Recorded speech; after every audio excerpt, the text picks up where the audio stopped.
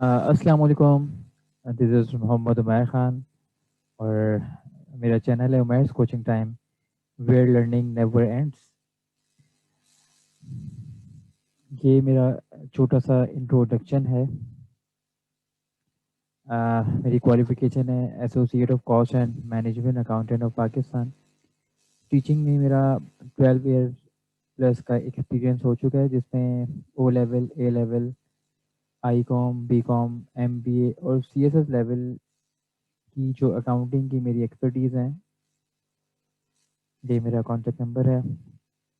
Initially ये जो मेरा चैनल बनाने का पर्पस यही था कि जो मेरा 10 प्लस टीचिंग जो एक्सपीरियंस है और डिफरेंट स्टैंडर्ड्स को पढ़ाने के बाद जो भी मेरी एक ऑब्जर्वेशन है कि अगर उन सबको मैं किसी एक प्लेटफॉर्म पे स्टूडेंट्स को प्रोवाइड कर सकूं, तो आई एम श्योर कि स्टूडेंट्स को इससे काफ़ी ज़्यादा हेल्प मिल जाएंगी।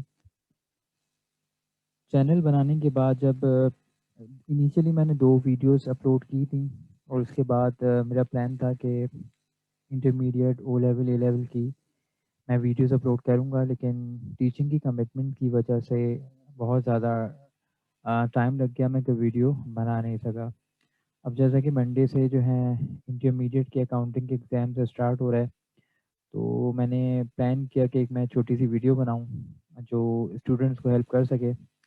वैसे ही कोविड की वजह से स्टूडेंट्स काफ़ी ज़्यादा डिस्टर्ब हैं, इनकी प्रिपरेशन भी बहुत ज़्यादा इफ़ेक्ट हो गई है और पेपर की डेट्स भी बार-बार चेंज हो चुकी हैं और अब फाइनली जो है एग्ज़ाम्स 26 से स्टार्ट हो रहे हैं। तो ये वीडियो स्पेशली जो सेकंड ईयर अकाउंटिंग का जो पेपर है, जो मंडे को स्टार्ट होने वाला है, मंडे को आपका ये पेपर होगा। ये वीडियो सारे सेकंड ईयर कॉमर्स के जो स्टूडेंट्स हैं अकाउंट्स के, ये उनके लिए स्पेशली बनाई गई है।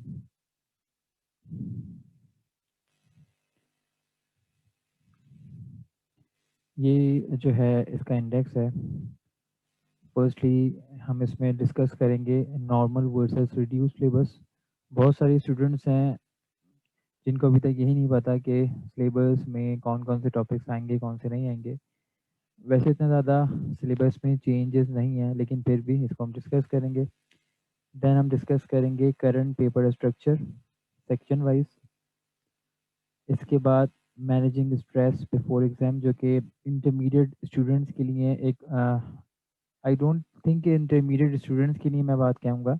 जितने भी स्टूडेंट्स होते हैं, एग्ज़ाम से पहले जो स्ट्रेस आता है, वो बहुत ज़रूरी है स्टूडेंट को स्ट्रेस को वो मैनेज करें। अगर वो स्ट्रेस को मैनेज नहीं करेंगे, तो पूरे साल उनकी जो भी मेहनत होती है, जितना भी उन्होंने पढ़ा हुआ होता है, वो सारा का सारा इफ़ेक्ट हो सकता है। अगर आप स्ट्रेस को मैनेज नहीं करेंगे, स्ट्रेस की वजह से आप ज़्यादा स्ट्रेस आउट हो जाएँगे, तो आपकी एग्ज़ाम्स के जब मेन एग्ज़ाम्स का जो डे होगा, आपका पेपर आपके सामने आएगा, तो आप इतना ज़्यादा स्ट्रेस आउट हो जाएँगे कि आप अच्छे से पेपर नहीं कर सकेंगे। लास्टली पेपर टिप्स, जो हमारा एक एक्सपीरियंस है कि स्टूडेंट्स काफ़ी ज़्यादा एग्ज़ाम देते हैं, हम उनसे जब उनका फीडबैक लेते हैं और हम मैं भी क्योंकि आईसी में क्वालिफ़ाइड हूँ, आईसी में हो गया या आईकैप के जो एग्ज़ाम्स होते हैं, क्योंकि ये भी बहुत ज़्यादा यहाँ का जो स्टैंडर्ड बहुत ज़्यादा एक टफ स्टैंडर्ड होता है। तो एग्ज़ाम देने के बाद स्टूडेंट्स को प्रिपरेशन करवाने के बाद एक 10, 12, 15 साल का जो एक्सपीरियंस है, इसमें काफ़ी ज़्यादा चीज़ों को ऑब्ज़र्व मैं कर चुका हूँ और मैं कोशिश करूँगा कि वो सारे एक्सपीरियंसेस जो हैं, क्योंकि इतने टाइम में पढ़ाने के बाद अच्छे से अच्छे स्टूडेंट्स को भी पढ़ाने का एक्सपीरियंस हुआ है, बहुत सारे एवरेज स्टूडेंट्स को पढ़ाने का भी एक्सपीरियंस हुआ है।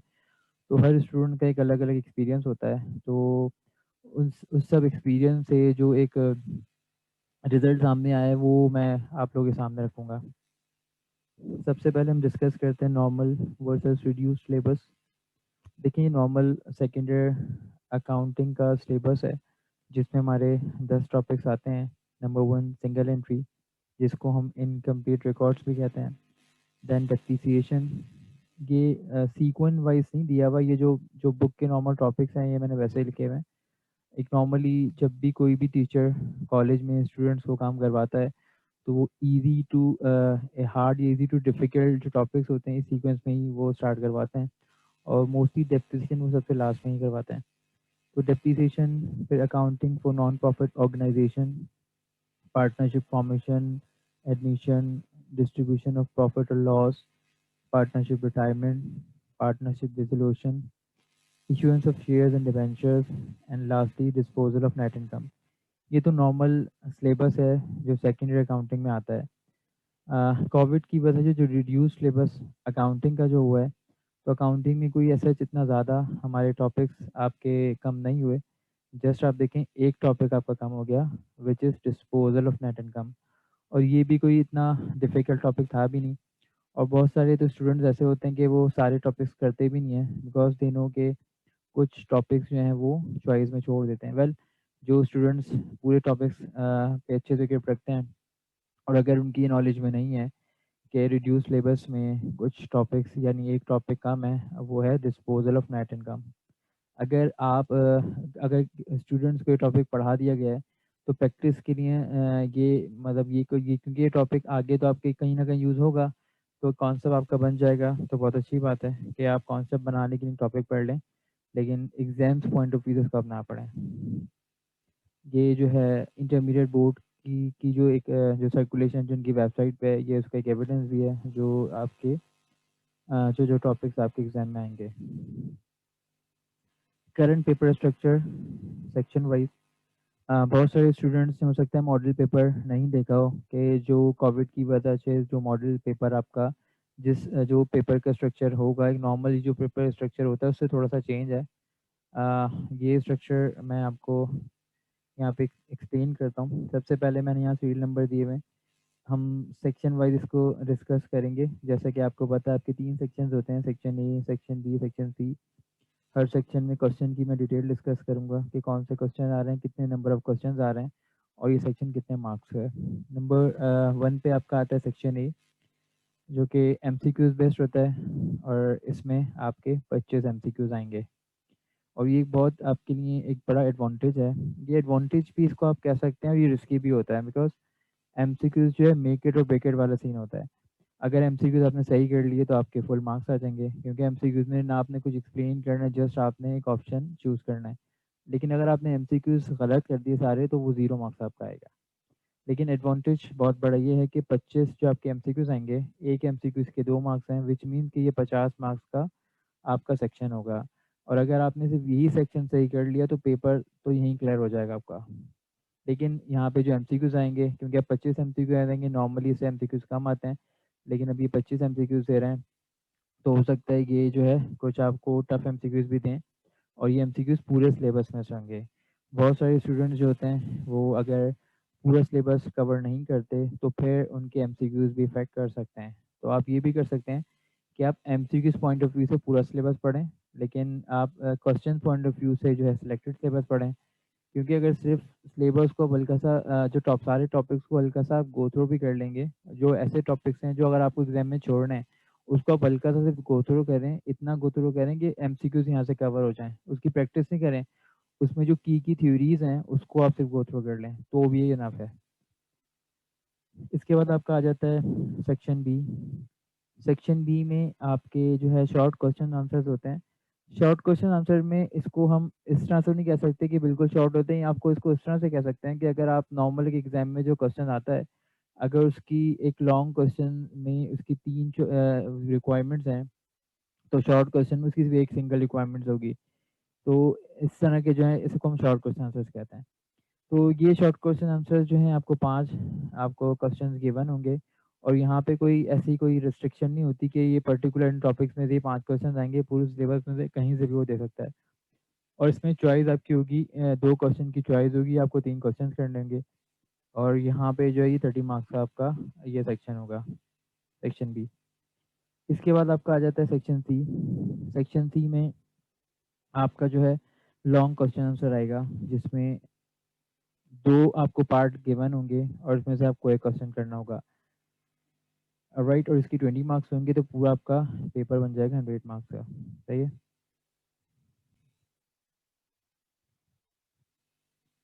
अच्छा, ये ड्यूरेशन जो आपके पेपर का 2 आवर्स का होगा, जो कि नॉर्मली 3 आवर्स का होता है।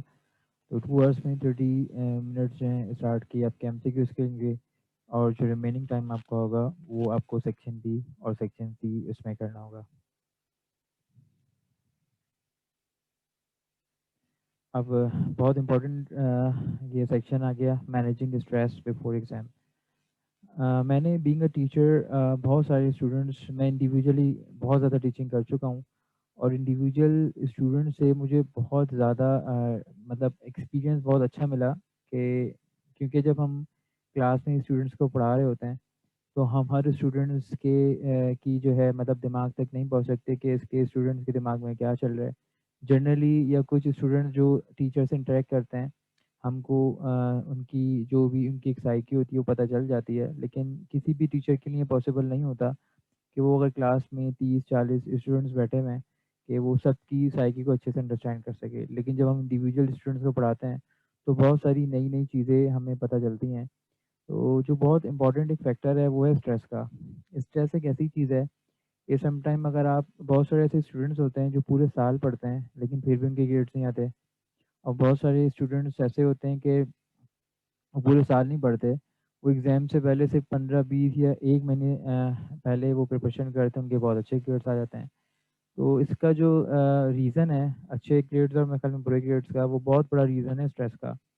जो स्टूडेंट्स स्ट्रेस को मैनेज नहीं करते, वो अच्छी स्टडी करने के बाद भी एग्ज़ाम्स में जब उनका पेपर आता है, तो वो पेपर में इतने स्ट्रेस आउट होते हैं कि वो सारा जितना भी उनको याद होता है, वो सब मिक्स अप कर देते हैं और उनका पेपर ख़राब हो जाता है। तो मैंने जो कुछ पॉइंट्स ऑब्ज़र्व किए हैं, आई होप कि ये पॉइंट्स अगर जब इन पॉइंट्स को आप इम्प्लीमेंट करें, तो हो सकता है आप स्ट्रेस को अच्छे से मैनेज करें और आप लोगों के एग्ज़ाम्स जो हैं, वो काफ़ी अच्छे हों। पहला पॉइंट ये है कि do not think more about exam. ये सब बहुत इम्पोर्टेंट फैक्टर है।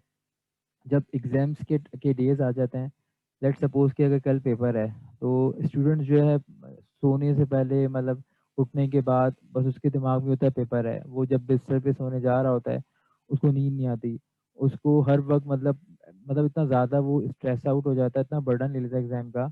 इसकी वजह से क्या होता है कि वो इतनी प्रॉब्लम में आ जाता है, उसे चीज़ें सही से याद नहीं होती हैं, उससे ना खाना खाया जाता है, ना उसे प्रॉपर नींद दी जाती है। तो ये बहुत इंपॉर्टेंट फैक्टर ये है कि आप एग्ज़ाम्स आपको देने जाना है, तो आप हर वक़्त एग्ज़ाम के बारे में नहीं सोचें, आप नॉर्मल अपनी प्रिपरेशन करें और अपने माइंड को जो है आप डाइवर्ट करें। अपने माइंड को आप किसी भी चीज़ में डाइवर्ट करें, लाइक ये कहीं भी कोई ऐसा रूल नहीं है कि अगर एग्ज़ाम है तो आपने 24 घंटे पढ़ना है। अगर आप इतना ज़्यादा अपने माइंड को एंगेज 24 घंटे स्टडी में कर लेंगे, तो वो इतना ओवरबर्डन आपके माइंड में स्टडी आपकी आ जाएगी कि सही से वो चीज़ चलेगी नहीं। यानी कि माइंड भी एक तरह से मशीन है, अगर मशीन को आप हर वक़्त चला के रखेंगे तो ज़ाहिर-सी बात है वो भी थक जाएगी। तो इसलिए आपने अपने जब आप प्रिपरेशन कर रहे हैं, प्रिपरेशन के साथ-साथ अपने माइंड को आपने थोड़ा रिलैक्स रखना है। कुछ जब मैं अपना एक्सपीरियंस बताता हूँ, मैं जब भी एग्ज़ाम्स का जब टाइम होता था और हमारे पेपर्स में बहुत ज़्यादा हमें पढ़ना होता था, तो मैं एग्ज़ाम्स के डेज़ में भी कुछ टाइम के लिए कुछ स्पोर्ट्स खेल लिया, कोई स्पोर्ट्स देख लिया। इससे क्या होता था, या कभी किसी फ्रेंड के साथ चाय पीने चले गए। उससे क्या होता है, थोड़ी देर के लिए जो मेरा माइंड वहाँ से डाइवर्ट होता था, जब मैं दोबारा आके अपनी प्रिपरेशन करता था, रिवीजन करता था, तो वो बहुत ज़्यादा एक्सेलरेट हो जाती थी। तो इसीलिए अगर एक बच्चा सिर्फ़ और सिर्फ़ हर वक़्त स्टडी किया जा रहा है, प्रिपरेशन किया जा रहा है, रिवीजन किया जा रहा है और मतलब कोई भी अपने माइंड को वहाँ से मतलब डाइवर्ट नहीं कर रहा, तो इसका एक फैक्टर ये आ सकता है कि आपके माइंड में बहुत ज़्यादा स्ट्रेस आ सकता है। तो एग्ज़ाम्स में अपनी प्रिपरेशन करें, रिवीजन करें, लेकिन एग्ज़ाम के टाइम में भी अपने माइंड में हर वक़्त ये चीज़ इसको मतलब फ़िक्स नहीं कर लें, कल एग्ज़ाम है, कल एग्ज़ाम है, कल एग्ज़ाम है। तो वो चीज़ इतनी बड़ी आपके दिमाग में सवार हो जाएगी कि आपकी प्रिपरेशन भी उससे अफ़ेक्ट हो जाएगी। आपने उसको वो खुद जब एग्ज़ाम्स में आप पेपर देने जाएँगे, तो ज़ाहिर-सी बात है पेपर होगा, होके आ जाएगा। लेकिन खुद उसको अपने माइंड में आप सवार नहीं करें, माइंड में लेके नहीं आए आप। इसके बाद है कि do not learn new topics in exam days. ये भी एक बहुत अच्छी एक टिप है। बहुत सारे स्टूडेंट्स क्या करते हैं कि एग्ज़ाम के डेज़ में नए टॉपिक याद करते हैं। उससे ये होता है कि जो टॉपिक्स उन्होंने पहले से याद किए हुए होते हैं, वो और जो नए टॉपिक्स याद वो करते हैं, वो सब मिक्स अप हो जाता है। लेकिन एग्ज़ाम्स के जो डेज़ होते हैं, वो लर्निंग के लिए नहीं होते, वो रिवीजन के लिए होते हैं। अगर आपने पूरे साल भी नहीं, एग्ज़ाम से पहले भी 4-5 महीने नहीं पढ़ा, तो एग्ज़ाम्स में फिर बस आपका अल्लाह ही हाफ़िज़ है, जो साफ़-सी बात है। तो एग्ज़ाम्स फिर लक पे आप चले जाएँगे कि जो आपने सेलेक्टेड टॉपिक्स अगर पढ़े वही एग्ज़ाम में आ गए, तो अच्छी बात है। अदरवाइज़ एग्ज़ाम से पहले एग्ज़ाम्स का जो टाइम होता है वो रिवीजन के लिए होता है। जब आप पूरे साल चीज़ें पढ़ते हैं या एग्ज़ाम से 4-5 महीने पहले चीज़ों की लर्निंग करते हैं, और एग्ज़ाम्स के डेज़ में आप उसको रिवाइज़ करते हैं तो वो चीज़ अच्छे से आपके माइंड में सीक्वेंस में आ जाती है और आप बहुत अच्छे एक कॉन्फिडेंस आपका बहुत अच्छे से डेवलप हो जाता है और फिर पेपर का स्ट्रेस खुद ब खुद हट जाता है। लेकिन एग्ज़ाम से पहले ही आप चीज़ें लर्निंग करेंगे, तो रिवीजन का तो आपको टाइम ही नहीं मिलेगा। तो वो कॉन्सेप्ट जो है आप पे सही से आपके माइंड में बनेंगे नहीं। जब कॉन्सेप्ट सही से बनेंगे नहीं तो कॉन्फिडेंस तो आपको उन टॉपिक पे आएगा ही नहीं। जब कॉन्फिडेंस नहीं आएगा तो ये चीज़ स्ट्रेस लेके आ जाएगी। इसके बाद है कीप योरसेल्फ मोटिवेटेड। हर किसी की कोई मोटिवेशन होती है, सेल्फ मोटिवेशन जो होती है। मुझे तो फ्रेंड्स में जाके और चाय-चाय पी के या फ्रेंड के साथ गैदरिंग करके या खाना मतलब कोई चीज़ खा के मैं ऐसे मोटिवेट हो जाता हूँ। हर किसी की अपनी मोटिवेशन होती है।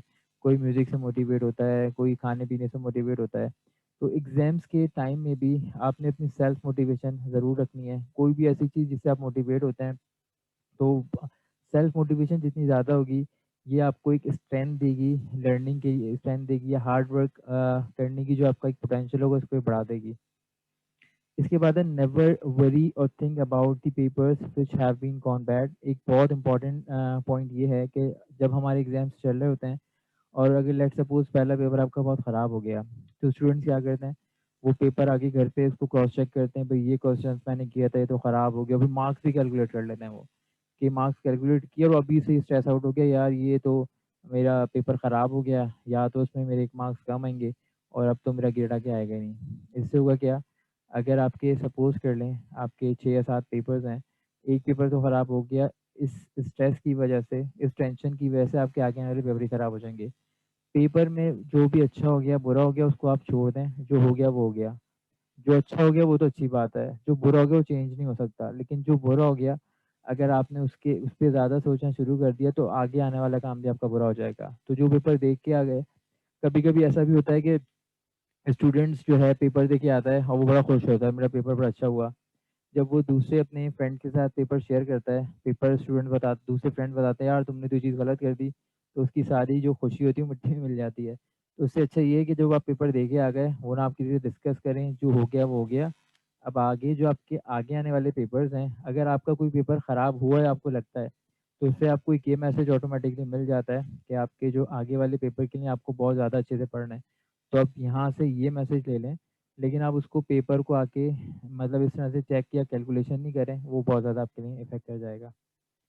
Take a good sleep before exam, ये बहुत ज़्यादा मैं आपको बार-बार यही बता रहा हूँ कि ये बातें कहना बहुत आसान है कि take a good sleep before exam, लेकिन बहुत सारे स्टूडेंट इस बात से कॉन्ट्राडिक्ट वो ये कह देंगे कि सर ये तो नींद तो आती नहीं है पेपर से पहले। उसका रीज़न ही यही होता है कि जो स्ट्रेस जो हमारे माइंड में हमने एग्ज़ाम का इतना बड़ा हुआ अपने दिमाग में बिठा लिया होता है, तो अगर आप अपना माइंड डाइवर्ट करेंगे और तो वो आपकी चीज़ें आपके लिए काफ़ी ज़्यादा आसान हो जाएँगी। Take light and refreshing diet before exam, ये भी बहुत अच्छा पॉइंट है। कुछ लोग एग्ज़ाम से में खाते ही नहीं है, वो कहते हैं हमें भूख नहीं लग रही और कुछ लोग होते हैं वो उन्हें टेंशन में कुछ ज़्यादा भूख लगती है। तो मेरे ख़्याल में एग्ज़ाम्स के टाइम में अगर आप लाइट मील लें, मतलब अगर नॉर्मली बंदा जो है 3 टाइम तो हम नॉर्मली ब्रेकफ़ास्ट, लंच और डिनर कर रहे होते हैं। लेकिन अगर आप 3 की जगह 4 मतलब जो है इसको मील कर लें, लेकिन उसका जो मील का जो पोर्शन है वो बहुत कम-कम लें आप। तो इससे एक तो आपकी बॉडी जो है ना मतलब हैवी फ़ील नहीं करेगी। जितनी आपकी बॉडी लाइट रहेगी, रिफ्रेशिंग रहेगी, तो आपकी जो माइंड माइंड का जो पोटेंशियल होगा उतने अच्छे से वर्क करेगा। तो एग्ज़ाम्स के डेज़ में जितनी आप लाइट और रिफ्रेशिंग डाइट लेंगे, मतलब फ्रेश फ्रूट्स हो गए या जूसेस हो गए, जब लाइट अगर 2 रोटियाँ कोई खाता है, तो बंदा 1 रोटी और 2 अलग-अलग टाइम में खा ले, तो ये मतलब ये काफ़ी ज़्यादा आपको हेल्प करेगा। लास्ट में पेपर टिप्स, यानी कि एग्ज़ाम से पहले स्ट्रेस हमने कोशिश की इसको मैनेज कर लिया। अब जब एग्ज़ामिनेशन हॉल में आप आ जाते हैं, एक उसका भी बहुत बड़ा फेयर होता है। मतलब जो फर्स्ट टाइम पेपर देने जा रहे होते हैं, उनके लिए तो सम टाइम वो ऐसा एक्सपीरियंस बन जाता है कि कुछ को स्वेटिंग बहुत ज़्यादा होने लग जाती है। कुछ लोग क्या करते हैं अपने साथ जो है मतलब टिश्यू या हैंडकरचीफ लेके जाते हैं जिसमें इनको स्वेटिंग हो रही होती है। वो अगर कोई एसी में भी बैठा है फिर भी इसको बहुत ज़्यादा जो है स्वेटिंग हो रही है। कुछ लोगों की हार्ट बीट बहुत ज़्यादा फ़ास्ट हो जाती है, ये सब नॉर्मल चीज़ें हैं। मतलब ये बहुत सारे स्टूडेंट के साथ होती हैं और कुछ लोग इससे बहुत ज़्यादा स्ट्रेस आउट हो जाते हैं, तो सब नॉर्मल चीज़ें हैं। अपने ये सारा गेम माइंड का गेम है। अपने माइंड को आप जितने ज़्यादा आप काम रहेंगे, कंपोज़ रहेंगे, आपका स्ट्रेस का जो लेवल है कम से कम हो जाएगा। ये स्ट्रेस ज़ीरो नहीं हो सकता, ये तो फैक्ट है। ऑब्वियसली आप बहुत सारे स्टूडेंट्स फर्स्ट टाइम पेपर देने जा रहे हैं, या बहुत सारे स्टूडेंट जो फर्स्ट टाइम पेपर नहीं भी दे रहे हैं, वो उससे पहले पेपर दे चुके हैं। फर्स्ट टाइम मेरा मतलब ये है कि अगर आपने मैट्रिक तक के एग्ज़ाम दिए हैं, वो एक्सपीरियंस अलग होता है, इंटरमीडिएट के एक्सपीरियंस अलग है, और जैसे-जैसे आप आगे जाते रहेंगे यूनिवर्सिटी लेवल के पेपर में इतना स्ट्रेस नहीं होता, जो बोर्ड के पेपर्स में होता है। रीज़न ये है कि ऑब्वियसली आप लोग थोड़े मैच्योर होते हैं स्टूडेंट स्टेज में, तो स्ट्रेस तो होगा, लेकिन स्ट्रेस लेवल को आपने इतना लो रखना है कि ये मैनेजेबल हो, वो आपको डिस्टर्ब ना करे। ये नहीं कि इसकी वजह से आप इतना ज़्यादा आप टेंशन में आ जाएँ कि आप जल्दी-जल्दी कभी क्वेश्चन्स के आंसर गलत लिख दें, और आप पेपर या तो गलत क्वेश्चन्स आप चूज़ कर लें, या पेपर आप पूरा ना करें, तो ये चीज़ें नहीं आनी चाहिए। आप बिल्कुल रिलैक्स मैनर में पेपर करके आएँ। जितना पेपर आपको आता है, आप वही करके आएँगे, और अगर मतलब लेकिन आप स्ट्रेस नहीं लेना आपका। तो do not think about paper until it is distributed. जब आप एग्जामिनेशन हॉल में जाते हैं, एग्जामिनेशन हॉल से पहले एक बच्चों के माइंड में ये चीज़ आती है कि पेपर मुश्किल ना आ जाए। भाई ये चीज़ अपने माइंड में आपने लेके ही नहीं आनी है। पेपर मुश्किल आए या आसान, आपने पेपर तो करना है। पेपर आसान आएगा तो फिर तो आपकी लॉटरी लग जाएगी, और अगर पेपर आपका मुश्किल आएगा तो वो भी आपने करना है। तो वो तो टेंशन लेने का फ़ायदा ही नहीं है। आप सिर्फ वेट करें, पेपर जब आएगा हम कर देंगे। आप इस मेंटालिटी से जो आपने इसमें पेपर का वेट करना है कि पेपर जो भी आएगा हमने करना है। क्योंकि अब तो अगर आपकी प्रिपरेशन अच्छी है, फिर तो टेंशन वाली बात ही नहीं है। बहुत सारे ऐसे स्टूडेंट मैंने देखे हैं कि जो 100% अपनी प्रिपरेशन करते हैं, उसके बाद भी उन्हें टेंशन होती है। भई किस चीज़ की टेंशन है? जब आपकी 100% प्रिपरेशन है, पेपर ईज़ी है, मुश्किल है, आपकी तो पूरी प्रिपरेशन है, तो डर किस चीज़ का? तो पेपर आने से पहले आप ये चीज़ अपने माइंड में नहीं लाएँ। आप अपना माइंड किसी भी तरफ फ़ोकस कर सकते हैं। एग्ज़ामिनेशन हॉल के आप फ़ैन देखने लग जाएँ, दूसरे स्टूडेंट्स पे फ़ोकस करें, तो इससे आपका माइंड डाइवर्ट हो जाएगा जब तक पेपर आपको नहीं मिलेगा। बस स्ट्रेस को जितना ज़्यादा अपने से आप दूर रख सकते हैं, ये स्ट्रेस दूर रखने की ये कुछ टिप्स हैं। अपने माइंड को अपनी दूसरी चीज़ों में एंगेज करना है, जब तक पेपर आपके पास नहीं आ जाता। ये नहीं पेपर आने के बाद भी आप पूरे 2 से 3 घंटे आपने अपने माइंड को दूसरी जगह डाइवर्ट ही कर दिया, और ऐसे ही पेपर खत्म हो गया। उसके बाद है कि जब क्वेश्चन पेपर आपके पास आ जाता है, एक स्टूडेंट्स और बहुत सारे ऐसे स्टूडेंट्स होते हैं जो जैसे ही पेपर हाथ में आया उन्हें लगता है कि बस 1 सेकंड भी हमें वेस्ट नहीं करना, पेपर हाथ में आते ही पहला क्वेश्चन उन्होंने देखा और सॉल्व करना स्टार्ट कर दिया। भई इतनी जल्दी दिखाने की ज़रूरत नहीं है। सबसे पहले आपने क्वेश्चंस पेपर पूरा बहुत अच्छे से पढ़ना है। जब क्वेश्चन पेपर अच्छे से पढ़ना है, अच्छे से मतलब जब आप क्वेश्चंस पेपर पढ़ रहे होंगे, तो आपको खुद आइडिया हो जाएगा कि इसमें कौन-कौन से ऐसे टॉपिक्स हैं जिसमें आपकी बहुत अच्छे से ग्रिप थी, वो इसमें एग्ज़ाम में आए हैं या नहीं आए, और उसका क्या लेवल है। आपने इतनी अच्छी तरीके से रीडिंग करनी है। हो सकता है इसमें 5 मिनट्स लग जाएँ, लेकिन ये सबसे इम्पोर्टेंट पॉइंट है। जितने अच्छे तरीके से आपने क्वेश्चन पेपर पढ़ा, आपका आंसर भी इतनी अच्छे से होगा। जब हम क्वेश्चन पेपर पढ़ रहे होते हैं, जो मुश्किल क्वेश्चन होता है, उसको हल्के से हम हल्का-हल्का मतलब पेंसिल से टिक मार्क कर लिया, जो इम्पोर्टेंट पॉइंट्स होते हैं, ताकि जब आप उसके सॉल्यूशन पे आप आएँगे, तो बहुत सारी चीज़ें पहले से आपने अपने माइंड में उसकी प्लानिंग कर ली होगी। तो क्वेश्चन पेपर आप थॉरोली अच्छे से पढ़ लें, ये आपकी प्लानिंग में बहुत ज़्यादा मतलब अच्छा इफ़ेक्टिव रोल प्ले करेगा।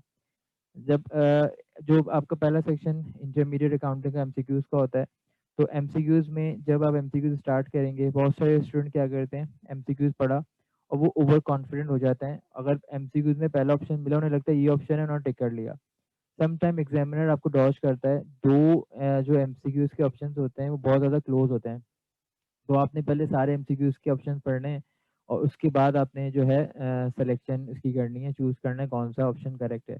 सम टाइम ऐसा होता है कुछ ऐसे एमसीक्यूज़ भी आते हैं जिसके हमें आंसर नहीं पता होता, तो उसमें तुक्का लगाने से पहले आप ये ज़रूर कर सकते हैं कि आप एमसीक्यूज़ के ऑप्शंस पढ़ें और आप एलिमिनेशन मेथड पे जाएँ। एलिमिनेशन मेथड में उसमें एटलीस्ट आपको 1 या 2 ऐसे ऑप्शन मिलेंगे जो होंगे ही नहीं। वो होने के बाद फिर 2 रह जाएँ, फिर आप लगाएँ तुक्का। फिर इनमें 2 में से 1 तो आपने चूज़ करना है। लेकिन एटलीस्ट एलिमिनेशन से 1-2 ऑप्शन हो सकता है कम हो जाएँ, फिर तुक्के में अगर आप 1 या 2 में ए या बी में 1 लगाएँ, तो चांसेस है कि 50% तो भी करेक्ट हो जाएगा।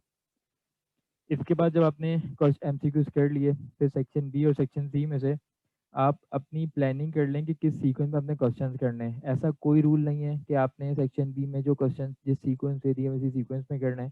आप क्वेश्चन जब आपने रीडिंग की होगी, तो जो क्वेश्चन आपको सबसे आसान लगता है, जिस पे आपकी पूरी ग्रिप है, आपने पहले वो सॉल्व करना है, और उसके बाद फिर जो क्वेश्चन उससे आपको मतलब थोड़ा-सा मुश्किल लगता है वो करना है, और सबसे लास्ट में जो सबसे लेंथी क्वेश्चन है आपने वो सॉल्व करना है। तो ये आपकी पेपर की प्लानिंग होनी चाहिए क्वेश्चन की सीक्वेंस की। उसके बाद आपका जो है टाइम एलोकेशन बहुत ज़्यादा इम्पोर्टेंट है। टाइम एलोकेशन में आप अपनी वॉच या तो आप अपने साथ लेके जाएँ या वॉच को उतार के अपने सामने रख दें, ताकि आपका फ़ोकस हर वक़्त वॉच पे रहे और आप क्वेश्चंस ये टाइम एलोकेशन डिपेंड करती है कि आपको क्वेश्चंस पे कितने अच्छे से ग्रिप है जो एग्ज़ाम में आते हैं। अगर कोई ऐसा क्वेश्चन है जो आपको मुश्किल लग रहा है, आपको डाउट है कि यार ये 50% या 60% मुझे आता है, उसके लिए आपको ज़्यादा टाइम एलोकेट करना है और जो क्वेश्चन आपको लगता है ईज़ी है, उसके लिए आप कम टाइम एलोकेट करना है। जो भी आप टाइम एलोकेट करेंगे, लेट्स सपोज़ 15 मिनट या 20 मिनट जो भी आप करते हैं और तो आपने वॉच को ज़रूर हर वक़्त नज़र रखनी है और जैसे ही उसका टाइम पूरा हो गया, वो क्वेश्चन जितना हो गया उसको वहाँ आप छोड़ के नेक्स्ट क्वेश्चन में मूव कर जाएँ। जब एक दफ़ा सारा आपका जो टाइम आपने एलोकेट किया हुआ होगा वो क्वेश्चन पे लग जाएगा, फिर दोबारा आप उन क्वेश्चंस पे आएँगे जो रिमेनिंग क्वेश्चन रह जाएँगे। इस तरह ये होगा कि अगर आपका पूरा पेपर अटेम्प्ट हो जाएगा और अगर कुछ 1-2 क्वेश्चन की आपके 10-20% आपका जो आंसर रह जाएगा, फिर भी आपका इतना हो जाएगा वो अच्छे से आपका ग्रेड आ जाएगा। लास्ट में आपने रीचेक करना है सारा काम। बहुत सारे स्टूडेंट क्या करते हैं क्वेश्चन नंबर लिखना भूल जाते हैं और उसके अलावा छोटी-छोटी वो मिस्टेक कर देते हैं। जब तक आप रीचेकिंग नहीं करेंगे तो आप कॉन्फिडेंट नहीं होंगे कि आपने जो भी काम किया है वो क्या काम किया है। तो आपकी पेपर की प्लानिंग इतनी अच्छी होनी चाहिए क्वेश्चंस की कि आपने पहले क्वेश्चंस अच्छे से एमसीक्यूज़ किए, फिर सेक्शन बी, सेक्शन सी में जो भी आपने क्वेश्चन की सीक्वेंस थी, आपने वो की। उसके बाद एटलीस्ट आपका पेपर जो पूरा जो पेपर है वो 4 टू 5 मिनट्स पहले अच्छा अगर आप कंप्लीट हो जाता है तो अच्छी बात है।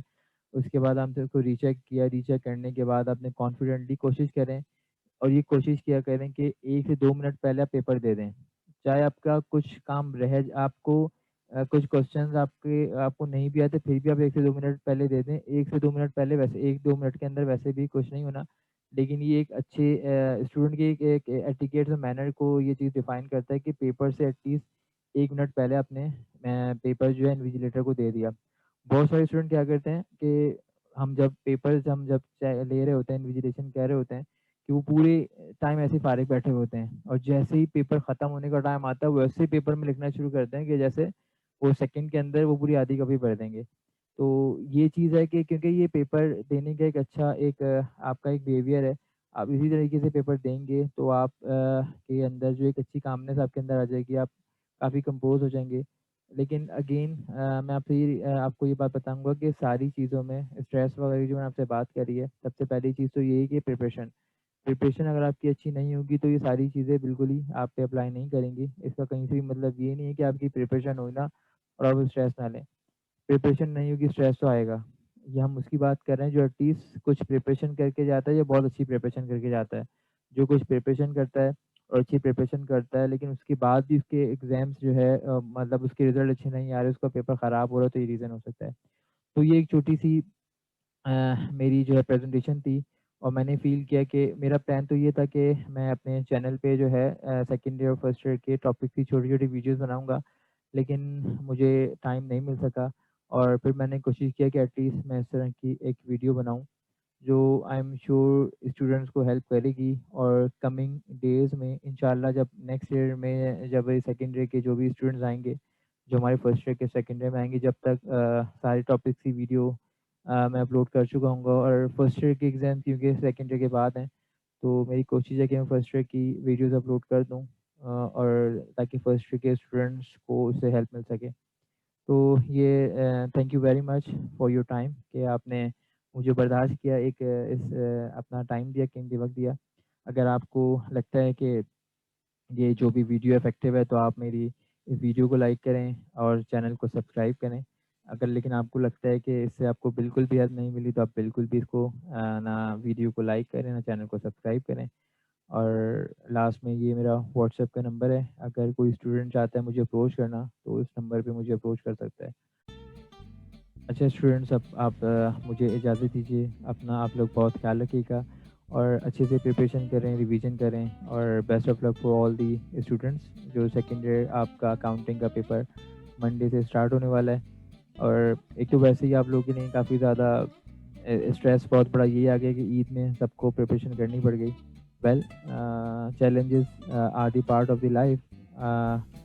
I am sure and I am hopeful कि इस चैलेंज से आप लोग अच्छे से गुजर जाएँगे और चलें अब इजाज़त दीजिए इंशाल्लाह नेक्स्ट अच्छी सी जो भी मैं वीडियो बनाऊँगा मैं उसको ज़रूर अपलोड करूँगा। अल्लाह हाफ़िज़।